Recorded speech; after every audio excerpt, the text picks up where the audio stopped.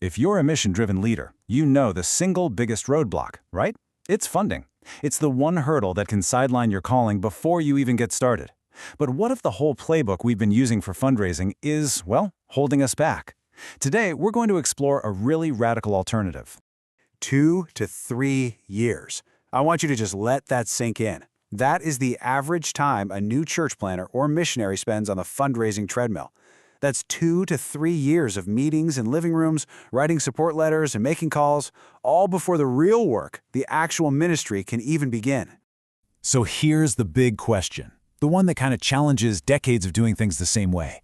What if you could just skip all that? What if you could bypass that whole fundraising cycle and get straight to the work you were called to do? I know it almost sounds too good to be true, but it's the heart of a really powerful new strategy. And that alternative is called acquisition-led church planning. Let's break that down. Instead of building a donor base from scratch, you acquire an existing, profitable small business. Just think about that. That one move gives you immediate, sustainable funding, and it creates a natural place, a hub, for connecting with your community. Okay, so how does this actually work in practice? We can really think about it in 4 key pillars. And first up is Pillar 1, the accelerator. This is all about one thing and one thing only: speed. It's about radically shrinking the time between feeling the call and actually doing the work. I mean, just think about the trade-off and how you spend your time and energy. On one side, you've got the traditional fundraising grind, that constant cycle of asking for money, reporting back, managing all those relationships. And let's be honest, it comes with this constant financial anxiety. But with this model, your energy shifts completely. Now you're focused on building a healthy organization, serving customers, and actually generating revenue, not just asking for it. It's a huge shift in focus. But here's the thing, the business isn't just an ATM for the ministry, and that's where Pillar 2 comes in. This is where the whole idea goes from being just financially clever to being, missionally profound. The business itself actually becomes the platform for outreach. This next concept is absolutely key to understanding why this works. Sociologists call it the third space. Okay, so home is your first space, work is your second. But that third space, the coffee shop, the park, the local barbershop, that's where real organic community actually happens. So when your local business becomes that third space, it completely changes the dynamic. It stops being about doing outreach to a community, and it starts being about building relationships within that community.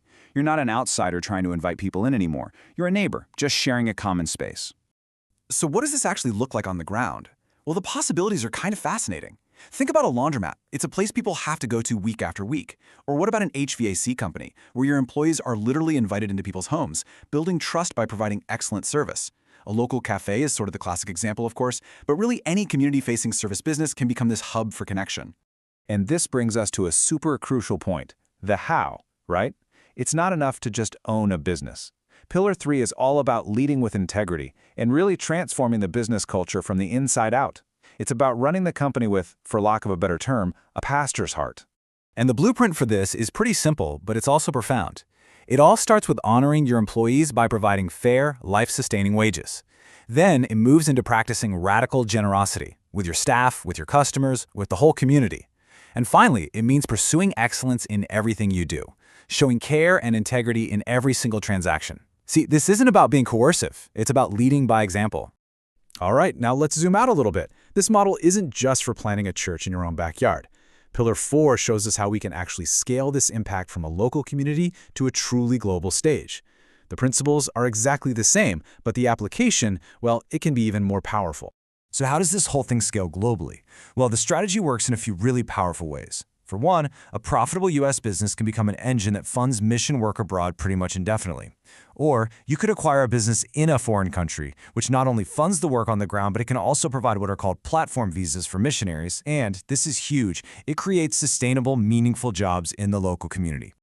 Okay, so this all sounds great in theory, but what kind of business should you actually be looking for? Let's get practical for a minute. You can't just go out and buy any business. There's a pretty specific profile that makes this model work most effectively.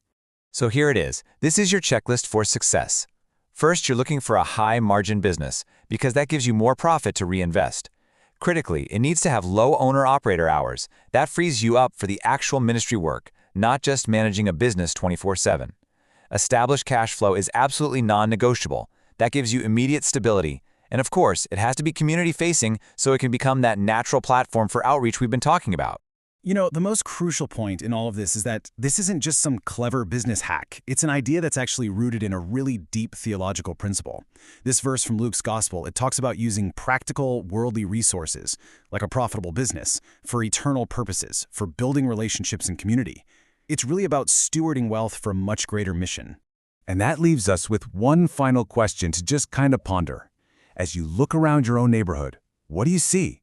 What local business, that laundromat on the corner, that landscaping company, that little cafe, what if it could be more than just a business?